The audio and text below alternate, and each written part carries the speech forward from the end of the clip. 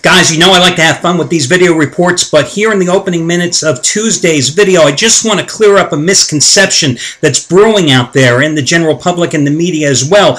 In case you didn't hear it, today, the doomsday clock, which scientists established back in 1947 to show the imminent apocalypse of the world, how close we were to it, was being moved from 6 minutes till midnight to 5 minutes till midnight, the first such move since 2010. What I want to tell you is, just to clear up any misconceptions, it has absolutely nothing to do with those scientists being bored to tears watching last night's BCS championship game between LSU and Alabama, a game which I think set back college football by at least 30 years period. I mean, what a horrific display of football. Now listen, if you like hard-hitting football and you like a lot of defense, God bless you. You're not coming to a game with me. Me? I want to see Baylor, Washington, okay? I want to see West Virginia, Clemson, and yes, the Mountaineers would have scored again today, too, if they were still playing.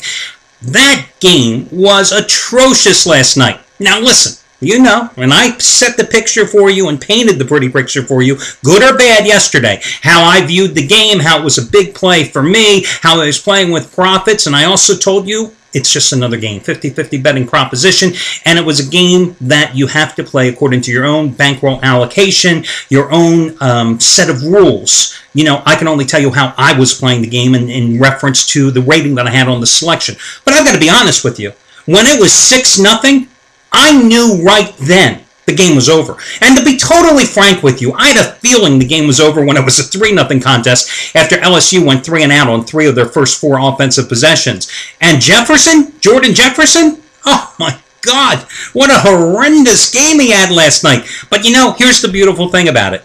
That was yesterday's news. I don't lament the losses. I don't celebrate the wins. There's money to be made tonight. This is the beginning of a new betting week, Tuesday. There is money to be made. And that's it. Listen, and I always tell you the good and bad here on the sites, guys. You know, only 2 handicappers at this site had Alabama last night. So congratulations and props going out to Derek Mancini and also to Craig Davis. Again, they are the only 2 guys at this site to have the winning side last night. And it happens sometimes. You know, it was a great weekend in the NFL playoffs for the majority of the handicappers. Not so great last night. Chris Jordan, who I told you had the 5th ever 2,500 star play of his career in any sport, had LSU, of course, last night. But again, you know, dollar players, dollar gamblers on Chris Jordan since 2006 are still up $25,000. And again, as I pointed out yesterday, even though I had that 30-dime play, what am I going to do, cry about it? There's no crying in baseball, to paraphrase Tom Hanks in The League of Their Own, and there's no crying in gambling either. There can't be. You don't lament the losses. As far as I'm concerned, I'm now 10-2 with 30-dime releases in my career, the highest rated plays in college and pro football. And I'm still up over 300 dimes profit over the past 6.5 months. And 17-8 in college basketball so far this season, so you better believe that's why I'm going back to college hoops now. I've got a money-saving discount coupon code and a free pick coming your way in just a moment, but just in case you happen to make Jeopardy and Alex Trebek calls you up, you never know what will happen. Let me just tell you, the Doomsday Clock, established 1947, the closest it's ever been to imminent demise, the end of the world as we know it, was 3 minutes to midnight. The furthest away, it was put back at the end of the Cold War, I think it was. And people under 30 are going, the Cold War? What? Is it wintertime? What the hell's the Cold War? Yes, one time, ladies and gentlemen, there was actually something called the Cold War. But anyway, in 3 minutes of midnight, that was established back in 1984. That was when the U.S. and the Soviet Union were, you know, it was a funny time back in those days. And the furthest away was 1991, when you know, it was pushed to 17 minutes before midnight. That was when the Cold War was over.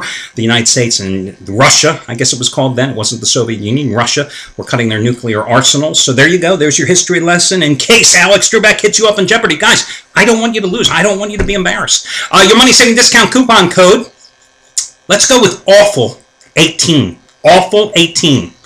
Because I can think of 18 awful reasons that you should have turned off that game after it was 3-0 as well last night. AWFUL18, A-W-F-U-L, and the number 18. Put it all together, baby. And that'll save you $18 off of any single purchase you make today. Awful 18. I feel like I should have been wearing black. Maybe some grays. But it's not in my color palette, according to the television coordinator I had to meet last year. Yes, I have to stay in the browns and the neutrals and the grays, and the blacks just don't work. My color palette, it doesn't work for me. Anyway, but we'll celebrate today because it's a new betting week. Awful 18 will save you $18 off of any single purchase you make today. Hey, does it sound like a little FM radio? You know, that late night DJ thing going? Okay, let's move on. Your free pick, I'm going to go with Oklahoma City. You know, the Thunder really impressed me. They were the first team to have 3 games in 3 nights in this strike-shortened NBA season. Let's try to say that 3 times quickly. And they won all 3 of them, but the nice thing about it, they're back in action tonight. They're at Memphis. They had a day off after playing the 3-3, but none of the starters had to play over 31 minutes in those games. You know, no starter averaged more than 31 minutes, and that's the key. If you've got your bench contributing, if the starters, especially when you're relying so heavily on Russell Westbrook and Kevin Durant, you know, if they're not putting up major minutes, and now they have one day to briefly get their legs back under them, and that's why I'm going to go with them against Memphis. Now, you know, they had not played well at the FedEx Forum in Memphis, certainly. 1-5, their previous 6 trips until beating Memphis just a couple of, what was it, last week. They beat them.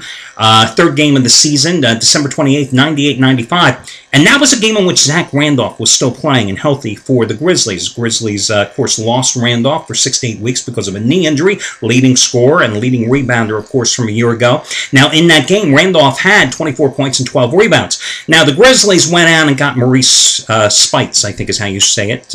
Used to be with Florida, sat on the Philadelphia 76ers bench the past couple of years. And he, you know, they're looking at him for some additional front court scoring, and he had a nice game against the Lakers here the other day. But hey, bottom line, this guy never played defense. That's why he couldn't get off the bench for Doug Collins in Philadelphia. He's not a particularly strong rebounder.